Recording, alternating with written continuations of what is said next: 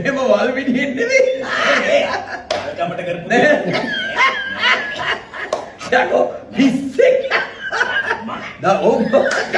දරුවෝ ඉඳෙද්දි එහෙම දවස් 10 පැටි. ආවා. තනියට ගෙනල්ලා ආවා කිව්වට බෑ. ඒවට ප්‍රවේශම් වෙන්න. එහෙම කියලා කිව්වොත් එහෙනම් සුබවදම් රයිට් බෑ. එහෙනම් ඕන වෙලාවක එන්න මේකක් බොන්න පුළුවන්. දරු පැටව දෙන්නගේ ඉස්කෝලේට යන වෙලාවෙදී දරුවන් ඉස්කෝලේට දානවා. ඔව්. මොන්ටිසෝරියෙන් පස්සේ පළවෙනි වසරේට දානකොට මම ජීවත් වෙලා හිටියොත් බින්දු කියන්න බබාලා දෙන්න මම දානවා. අනේ බොහොම ස්තුතියි. ඉස්කෝලේකට ඔයා ආස ඉස්කෝලේකට දාන්න පුළුවන්. Thank you මම. ඔයාලා වියදම් කරන්න ලේසි ඉස්කෝලේකට. ඒක ගොඩක්. දරුවෝ දෙන්න මම දානවා. බොහොම right darling. Okay. ඕකේ. එහෙනම් මම තව එක ඉල්ලීමක් තියෙනවා. කියන්න. මං ආසයි බඳු මහත්තයත් එක්ක චිත්‍රපටියක හරි ටෙලිනාට්‍යයක හරි එකට රඟපාන්න. පුළුවන් නම් බඳු අපි මේ ප්‍රාර්ථනාවම දෙමු පුතාට. පුතාට ගමු ඒක ඩිරෙක්ට් කරන්න කියලා. වැඩි හරි. මෙයාට කියමු අධ්‍යක්ෂණය කරන්න කියලා. පළවෙනි අධ්‍යක්ෂණේ අපි දෙන්න ඉන්න පින්තූර.